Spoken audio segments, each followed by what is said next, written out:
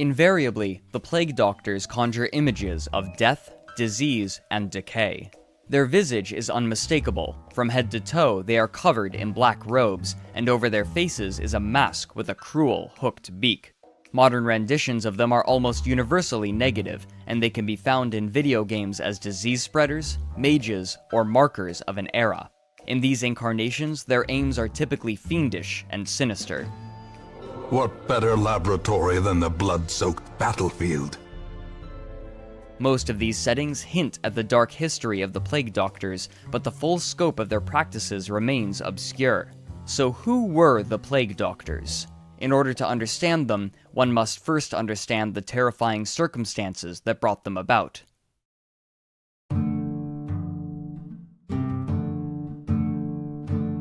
Between the years 600 and 1300 AD, following a period of stagnation, the population of the world had increased exponentially.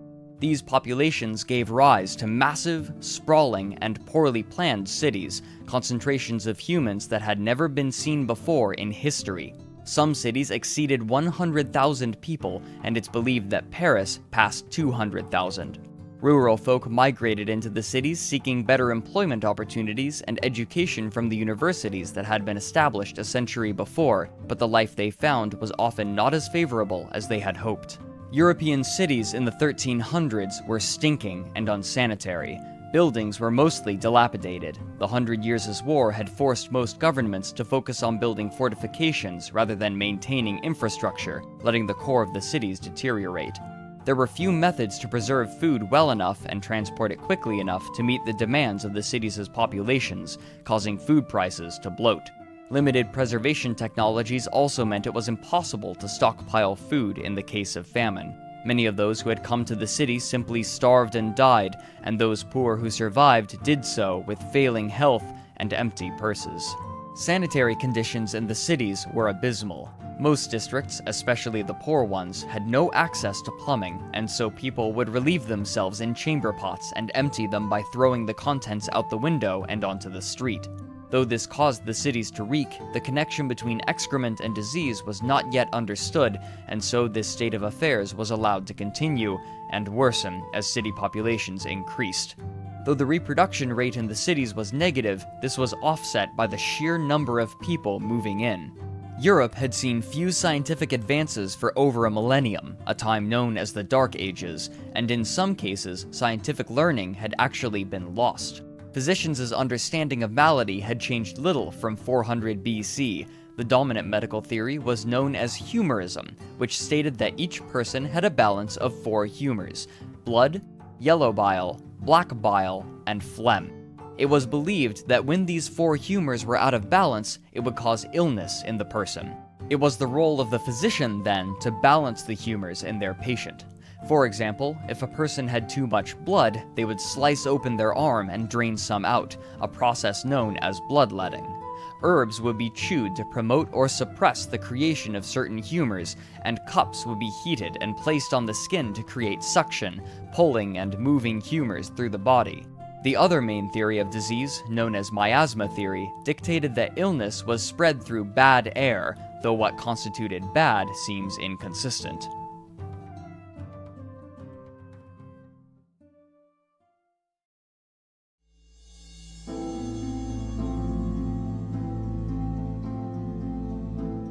Around this time as well, the Silk Road was being re-established, which reached all the way from the east coast of China to Europe along both land and sea routes.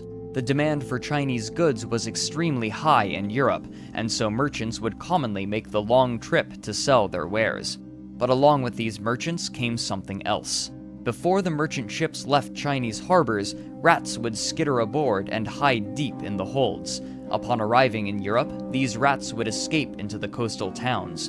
Buried in these rats' fur were fleas infested with a bacteria categorized today as Yersinia pestis. The disease reached its first European country, Crimea, in 1343. With trade increasing again during this time, merchants were traveling all over Europe, and along with them came the rats and their fleas. As the rats scattered throughout Europe aboard trade wagons and ships, they spread their fleas with the disease to other rodents as well. The bacteria had a unique effect on the fleas. It effectively blocked their digestive tracts, making them voraciously hungry and far more aggressive than they normally would be. When they attempted to eat blood, they would end up vomiting the bacteria into the wound of whatever it bit, meaning that a single bite could easily cause infection. With live animals roaming the filthy streets of the cities, it wasn't long before humans began contracting the disease themselves. The symptoms of infection were brutal and horrific. 2 to 6 days after initial infection, the person would begin to find large lumps filled with pus on their body, specifically on the neck, the groin, and the armpits. Shortly after this, the flesh on the person would begin to die, turning it black. This discoloration of necrotic tissue is where the disease got its name, the Black Death. The victim would afterwards grow delirious with fever and begin vomiting blood. Some suffered pneumonia, their lungs filling with fluid and eventually suffocating them. Sometimes the person would die mercifully quickly, but other times they would linger for up to a week in perpetual misery. Scarce few survived.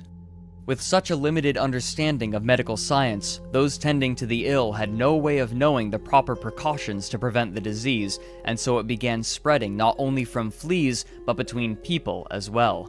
Families would quickly be wiped out, and physicians began dying at terrifying rates. Those physicians who still lived fled the infected areas, leaving the victims to their horrific fates. Villages simply disappeared, their inhabitants either dead or running, searching for shelter from the wave of death enveloping the continent.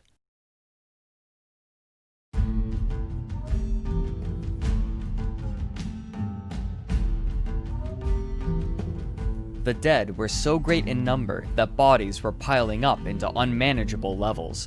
To keep track of them, specialized men were hired by the local governments, men who would be known as plague doctors.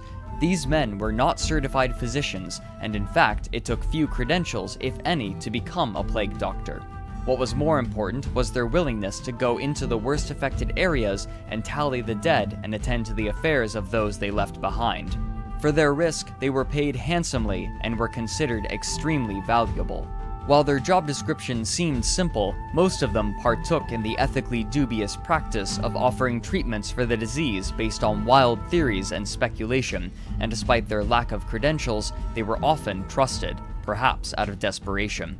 They charged exorbitant fees, and most people were desperate enough to pay any amount for their assistance, a fact that many abused. Some, however, seemed to have an earnest interest in combating the disease, and so they began using those infected as test subjects for their potential cures, which were often simply variations on contemporary medical practices and, therefore, saw little efficacy. The plague doctors themselves often had extremely short lifespans. Since they were commonly assigned to enter areas that were most heavily affected by the Black Death, they would inevitably come into contact with those infected and the conditions under which they became ill. It's also possible that the plague doctors were unintentional plague spreaders, bringing contaminated material wherever they went. As the plague continued its march and claimed more and more victims, the population grew ever more desperate, and this manifested partially as a willingness to break social taboos.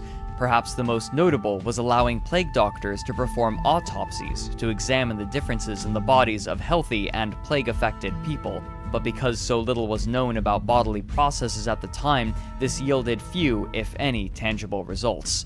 This desperation also manifested in the practices and treatments of the plague doctors, which turned from curious to bizarre and horrifying. One of the most brutal recorded was the practice of pouring mercury over the victim and placing them in an oven to cook. This would typically accelerate the death of the patient, leaving open, festering burn wounds and blisters. At the height of the plague, however, even the plague doctors themselves would end up abandoning their posts and fleeing, much like the physicians before them, unable to stymie the spread of the Black Death in others or even themselves. Modern estimates tend to place the total death count as up to 60% of Europe's population, with tens of millions killed.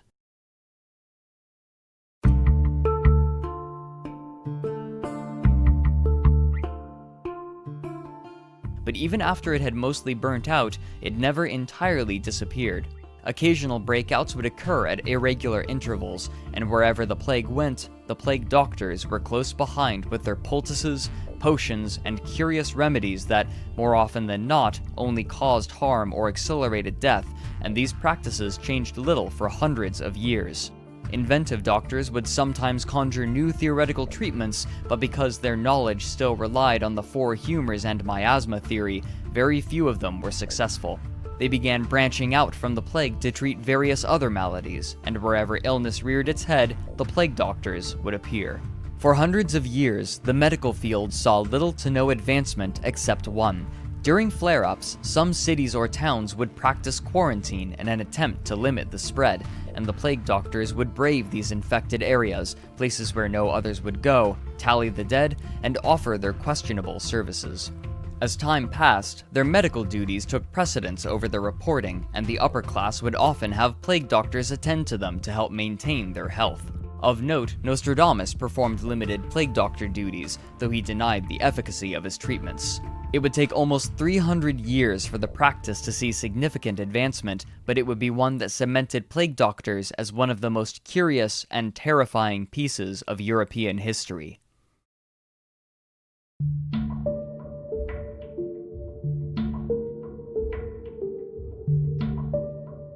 In the beginning of the 17th century, a man named Charles Delorme decided to tackle the problem of the plague doctors' high mortality rate. Delorme was a popular doctor of the kings of France and Italy, including the Medici family, and he was deeply trusted with their health and well-being. When he was practicing, there were two dominant theories of disease transmission. The first was miasma theory, which had survived along with the four humors since the Black Death. The second was the belief that diseases were somehow divinely mandated, either due to the acts of societies that went against the will of God, or through the alignment of stellar bodies, especially Saturn, Jupiter, and Mars. Comets, when appearing with rainbows, were suspected of causing plague. Delorme, however, was among a scarce few who considered a third possibility, that disease, through some unknown device, could jump from person to person. With this in mind, he set to work on his specialized garment. His proposal was to cover the doctor in what he imagined to be armor against disease, which would cover him entirely from head to toe. For this purpose, he designed a waxed leather coat, boots, leggings, and gloves. His theory was that, when the disease attempted to jump from the victim's body to the doctor's, the waxed leather would catch it and hold it instead, protecting the man inside. Since these men had come to be known as healers more than talliers of the dead, the costume also included a wide-brimmed hat, a common sign of a medical man. They also were to bring with them a cane, which they would use to interact with their patients without having to touch them and risk the disease jumping to them. They would even use them to check a patient's pulse. But the most striking element of the costume was the beaked mask. Not content to apply only his less popular theory, the mask was designed to defend the user against miasma, the foul-smelling air that supposedly carried disease. The belief that had long been held was that good-smelling herbs could ward off miasma, but this mask expanded the idea. The doctor was to stuff strong-smelling herbs into the beaks so that, when breathing through the two nose holes, the rancid scent of miasma would be overwhelmed by the herbs. Some doctors even set the herbs smoldering to enhance the effect. The costume in its entirety was horrifying to behold. Waxing the leather made it incredibly dark, sometimes almost black, and the glassy eyes on the mask gave the face an inhuman quality. Despite this, it didn't take long for the suit to see popular use, and the beaked doctors became a common sight. Sooner than anyone expected, however, the suits would face the ultimate test.